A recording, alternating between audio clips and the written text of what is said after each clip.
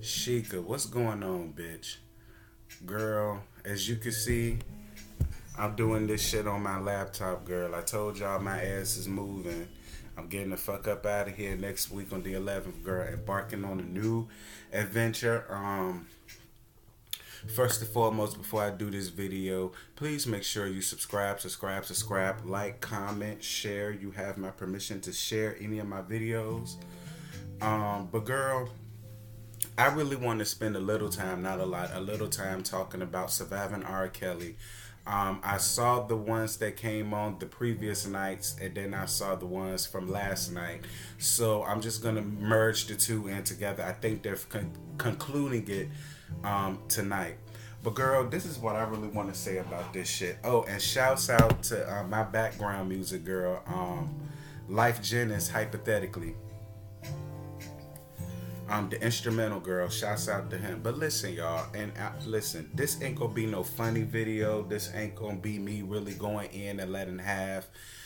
I was actually trying to figure out what to say after seeing this shit because anybody can do a funny review. Anybody can, try to joke about it, make light about it. But the fact of the matter and the reality of this shit is, y'all. And I want y'all to hear me out when I say this. Do I feel as though R. Kelly needs to be brought up on charges? Absolutely, 100% positively, yes. And that goddamn manager. And anybody else that worked for him and knew what the fuck he had going on back there. I feel like everybody, him including everybody in his camp that knew what the entire fuck he was doing to them little girls needs to be brought on charges. Pause that right there. But the human in me, the heart in me, the God in me really just wants to pray for R. Kelly. And you know what? I'm glad that production and Lifetime and whoever thought about this docuseries brought in the clinical psychologist, because you know what? First of all, let's just make this very clear. Everybody in R. Kelly's life failed him. They did. They did. When he was born, they failed. I mean, when he was from the time he was born to the time he was being raped, to the time he was being molested, to the time people started noticing him doing, crazy things, like being outside Kentwood High School, as a 20-year-old man supposed to be out recording his music and recording his first albums. He's still hanging around the same high school that he dropped out of, that, people teased him because he was illiterate, could not read, could not write, this, that, and the third. And you know what? And it's not only him they failed all those little girls as well. And I'm just really, really glad that they brought on the clinical psychologist, because I still feel like he has a chemical imbalance somewhere. We can lock him up all day, all night. He's going to get out and still do the same thing. It's the truth. He's going to get out. He's still going to do the same thing. And even if he does go to jail, he ain't going to serve much time for it, because look at how much time done passed since all this shit happened. I don't know the statute of limitations down to the Chicago, to the South Side. Anybody that's from Chicago that follows me, y'all got to get in the comments. Let me know. Maybe I am wrong, bitch. I went to school for medical, not law. And because I went to school for medical and not law, I really want him to get some help, y'all. I honestly feel like R. Kelly really needs some extensive counseling and therapy. He went through shit as a child, y'all. Not excusing what he did. He went through shit as a child, and locking him up at this point in his life for as long as it's been going on, and quite frankly, for as long as he's been getting away with this shit. While we may take a sigh of relief and say, yeah, his nasty ass is in jail after him serving 5, 6, 7 years, however long they gonna give him, he gonna get out and do the same thing. That's number one. Number two, everybody in his camp and in his family failed him, especially that ashy, frowsy ass brother of his that's locked up in jail now. Girl, and you know what? and everybody in his camp. Who the fuck raised y'all? Who raised y'all? What happened to y'all that y'all, and see, you know what? And again, and this goes back to my Sheree video I did, to that T-Talk I did about Sheree going broke. I said that shit did. That's why it is always important to get the fuck up and get out and get your goddamn own. He had these people's coins and lives intertwined and tied up in him in such a way, they found a way to normalize the shit. Even if they may have had a more compass and a more high ground and said, yo, I'm not rocking with this shit. I don't think this shit is cool. I don't think this shit is right. But because their coins, their paper, their livelihood was tied up into him, they allowed that shit to go on. From Aaliyah on up to Andrea Kelly. And about that Aaliyah shit, I don't think it was more so the general public accepting anything. Y'all have to understand something. Back then, see, this is the problem with these millennials these days. Back then in the 90s, there was no Instagram, there was no Twitter, there was no Facebook, there was no MySpace, there was no Periscope, there was no YouTube, there was no YouTube Music.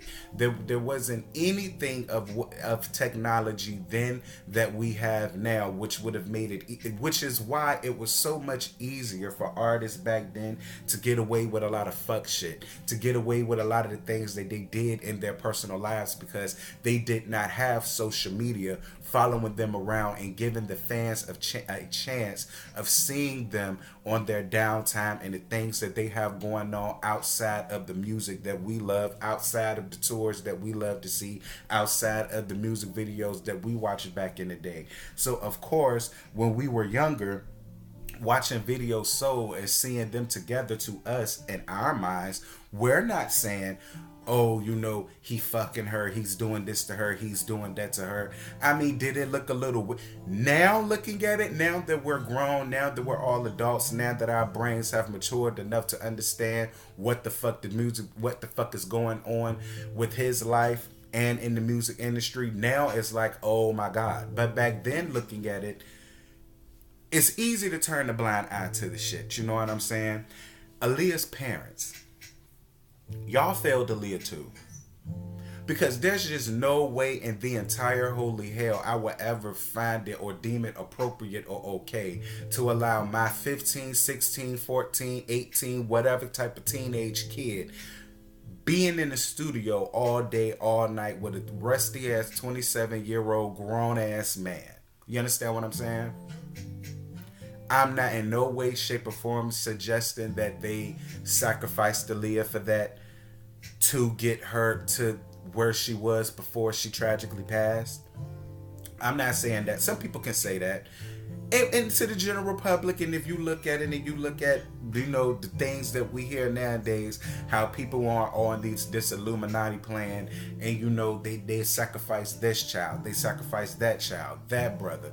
Y'all already know what they were saying about Jennifer Hudson and how she sacrificed her family to get into the industry. And I'm not saying that's what they did to Aaliyah, but I am looking at them hoes sideways for just thinking it was okay for her to be in the studio. Not even that. For them to think that it was remotely okay for her to be singing the type of songs that she was singing on Age Ain't Nothing But a Number, and her ass was only 15 years old. There is no way in hell, right? I could have been Aaliyah back in those days and had my mother Joy Sand and my Jimmy Leon. And my daddy is a retired Marine.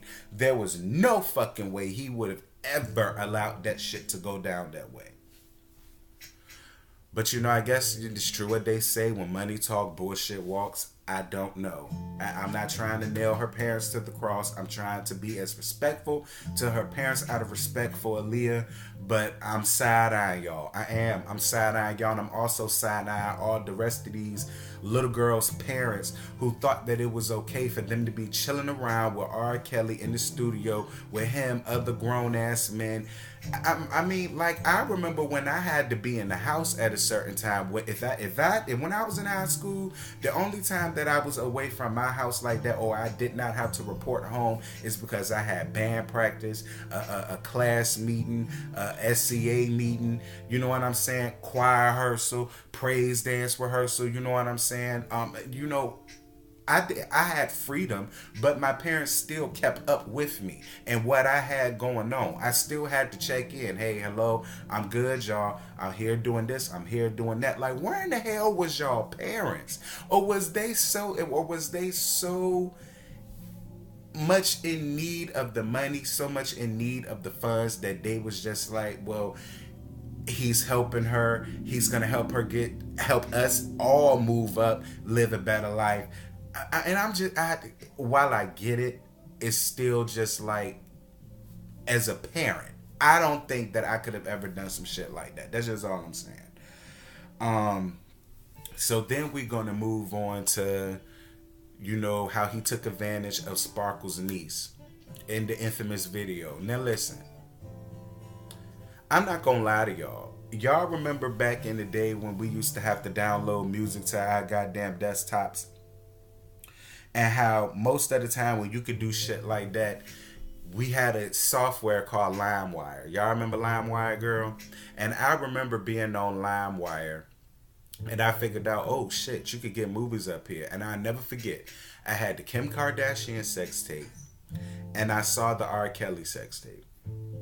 Now I was in high school at this time. I was about sophomore, junior yearish, around that time. And I remember looking at that video of that shit, and it did nothing for me. It didn't turn me on. It didn't arouse me.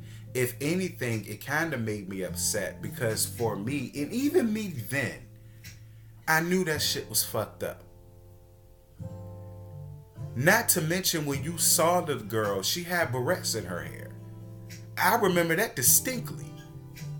And I was like, oh my God, he's straight up fucking the shit out of this little girl. And it didn't turn me on. I didn't find it funny. It was just like, wow. Well, I mean, I guess, okay. And that was the last time I ever saw it. Now, did I get mad at R. Kelly? Not really. Did I get outraged at R. Kelly? Not really. Did I stop supporting his music and stop buying his CDs? Because, then we were buying CDs. iPods and shit really didn't hit until my senior year, back in 05, 06. And it didn't. Not because I turned the blind eye to what he did, but because, like I said back then, and to me, to me, in my mind, I didn't feel like I was looking at child pornography. But it still did something to me, because seeing him piss on her and peeing in her mouth and her just taking it, and to know as an adult now that she's 14 years, like,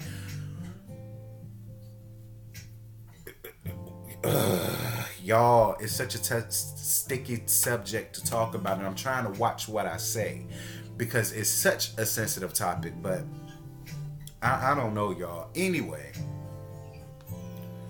like I said, this ain't gonna be a long video. I'm merging both of these videos into one. But I want to speak on Andrea Kelly. Out of everybody up here, and I feel sorry for all of these victims, whether y'all believe they're victims or not, I feel sorry for each and every last one of them, because he preyed on them when they was at their most vulnerable. People can say, oh, well, she's 18, she's grown. She's 19, she's grown. Bitch, you not grown, and you still don't know nothing about the world. You could still be taken advantage of at 18, 19, the same way you could be taken advantage of at 13, 14, 15. I've never been one of those girls to feel like, oh, well, she's 18, so she know better. No, the fuck she don't. Bitch, I'm 30, and there's still a lot of shit that I still don't know. And I'm manning up to admit that shit. I don't walk around here acting like I know every goddamn thing under the sun. I don't have as much life experience as these people that are 40 and 50 and 60 and 70 and 80 years old. You know what I'm saying? So it's really unfair for a lot of people to sit here and want to blame these victims, or be like, well, is she really a victim? She was 18. Is she really a victim? She was 19. Is she really a victim? She was 17. Yes, bitch, she's a motherfucking victim. The fact that they still were saying the teen at the end of her age makes them victims. But I want to get on Andrea Kelly for a minute, and I get on her, but I felt the worst for Andrea Kelly because I felt her. I felt her. I felt her tears. I felt her pain. And I felt how hurt she was. And I really feel like Andrea feels the same way I feel. If you want to lock him up, fine. But when she said, I want the man that asked me to help him read and write back, that was the shit that clicked in my head. And I said, oh my God. She really loved this man. Despite what the fuck he done, despite how much he ruined her life, and he did, and despite how much she may hate him now, I personally felt like if she had a phone call that said that R. Kelly never woke up out his sleep the night before, she would be the first one to his side. She would be the first one there to identify him. She would be the first one there trying to get shit prepared to I do. Because you cannot fake emotion like that. That lady was hurt. And you know, I felt like him marrying Andrea was a way of trying to be normal. I felt like him getting with Andrea was him saying, okay, listen, what I'm doing ain't right. Maybe if I'm with her, a nice, wholesome woman, a woman that's not judging me, a woman that's taking me as I am, maybe that amount of love that she's giving me will help exorcise these demons that I have. And again, I'm not a clinical psychologist, but I'm glad Lifetime put them there. But even in the midst of that, he just could not help himself, which furthermore tells me, instead of locking him up, we really need to get him in there to see somebody. I just felt bad for Andrea Kelly. I do. That has to be the worst feeling in the world, to be married, to have these children, and then, you know, not only is your child's father a pedophile and he loves having sex with these young girls, he's purposely hiding this from you and keeping this away from you, which furthermore shows me that he did internalize some love for Andrea, because he did try to hide that side of his life away from her. Not excusing what he did, but I'm just saying. I felt really bad for Andrea Kelly. I do, and I live for Andrea. I knew nothing about him even being married until I saw her on Hollywood Exes, let alone him having kids. I didn't even know he had no damn kids. And me personally, I feel like the industry had a lot to do with that. He was the king of R&B, the king of up and grind, the king of sex me, the king of you're the only one I wanna slow dance with. And let me get on that with y'all for a second before I end this shit.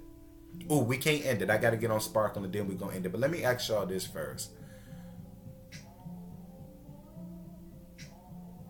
Will y'all still listen to and support R. Kelly's music despite how y'all feel about him personally? I want y'all to answer that for me, and I'm gonna give y'all my answer in closing this shit. Sparkle, you know what, Sparkle, I'm not gonna do it to you too bad, but I am side-eyeing the fuck out of you. You've been around him long enough to know this man's traits. You've been around him just like that damn music manager did. You've been around him long enough to know the type of fool online and carrying on that he had going on with all these young hoes. Sparkle, you did. And you could sit here and you could try to push that off of you as much as you can, but to us, bitch, and from looking from what we saw, bitch, you knew what was going on. And the fact that you allowed your niece to get sucked into some shit like that, Sparkle, and I'm not saying it's your fault. And I'm not saying you purposely put her in that predicament. I'm not saying that at all. And I don't think that about Sparkle at all. But I do feel like you aided and abetted it. You did. You aided him in being able to groom her to be comfortable enough to be around him like that, to be comfortable enough to engage in some shit like that. And the fact that she couldn't come to you, the fact that she didn't go to her mom, the fact that she didn't go to her dad, it's telling, Sparkle. It's telling. Again, I'm not saying that you put that on her, you made that happen, but I don't know, Sparkle. I don't know. The fact that you was his first background singer. Plus, he helped you get a little bit of a career in this, that, and the third. I mean, Sparkle, I don't know. Um, I don't think any of these females are lying about what happened to them, especially old girl that's in the red. I can't think of her name. Um, Javante. I want to say it's Javante. I really don't think she's lying. I do feel like she's leaving out a lot of her personality, and I also feel like she may have been, fooling lying around with R. Kelly as well. It's hard for me to believe that he's around all of these young girls and he ain't fucked all of them. Do I feel like she's leaving a lot of her shit out? Absolutely, but I do feel like every last one of them up there, including Sparkle in some takes, are telling the absolute truth about Robert Kelly. I do. And then closing this shit, y'all, I still stick to my guns. I feel like, yes, we can nail him to the cross. Yes, we can bring him up on charges as well as that nasty. And I'm going to get on that too. All of these grown ass adults that was in this situation, I still feel like all of y'all need to be brought up on some type of charges. Y'all do, especially them grown ass men. Do y'all not have daughters? Do y'all not have little nieces? Do y'all not have little girl cousins? Even if your shit was tied up into him, it just still mind boggles me that nobody said fuck these coins, fuck this paycheck. This shit ain't worth what the fuck I'm seeing around here. It is, but it's true what they say. This is a prime example of when money talks, bullshit walks. And to them, what R. Kelly was doing to this girl was passe compared to the life that they was living, being dependent on him. Y'all, that's really all I got to say about this shit. I like I said, I can't make it funny. I can't do any of that shit because it's not a funny matter. It's not a laughing matter. This is really serious, y'all. And because it's been going on for so long, I'm just entitled to believe that even if he goes to jail for X amount of years, he's gonna go out and still have these girls on speed dial. He is. He's gonna go out there and he's still gonna find these little young girls who want to be famous by any means. And you have to ask yourself, even if you do want to be famous, what is your price? If your kids do want to be famous and they have the chance of having the fame, what is your price for your kids? What's your price? Because everything has a fucking price. Nothing in this world is free. Not even the air. It ain't. Not the air, not the water. Nothing in this life is free, bitch. Not even love. It ain't free. You gonna pay. You gonna pay. Somehow, some way, you gonna buy and you gonna pay. So anybody, any of y'all little young girls, y'all little young boys who are so dead set on being involved in this industry, please ask yourself, what is your price? Any of my older adults who have kids, who have drop dead talent, and y'all know y'all can make it somewhere, please ask yourself, what is y'all price? Not to mention, talk to your kids. Talk to your kids and get in your kids' business. Now that my parents are gone, both of them, I never understood why my mother was so dead set on listening in on what I had going on, asking me questions about this, asking me questions about that. And when you're a kid, when you're a teenager, you don't like that shit. Now that I'm an adult, and I appreciate everything both of my parents ever did for me, because now after seeing this, I get it. I get it. You parents have to stay on y'all kids. I don't give a damn how much turmoil it may cause, how much they may be upset with you, don't want to talk to you. Who gives a fuck? Talk to your kids. Be in your kids' life. Make sure that your kids are so comfortable with you, it don't matter what the fuck it is. They can always feel comfortable with coming to you and knowing that you're going to have their back. Because I felt like R. Kelly didn't have that growing up. Maybe it's because she was a single mother. She had a lot going on. You know, she directed the choir. She was a soul singer and I'm not going to come down on her too hard. But it's just like, he was failed, y'all. He was failed. He was failed. He was failed as a kid, and all the victims that he victimized, they were also failed as a child. But all right, y'all, that's all I got for this shit. I plan on watching it tonight. I do a video on that last one tonight. This was just a review from the first couple of nights. So y'all, again, subscribe, like, comment, share. You have my full permission to share my videos. Drop down into the comments and let me know after this, are y'all still gonna support R. Kelly's music? And I also want y'all to get into the comments and let me know how y'all felt about everything that y'all learned about from this docu-series thus far. And until tonight, girl, because I'm going to try to do that video tonight when I see it. I'm going to holler at you later, Sheik. Bye.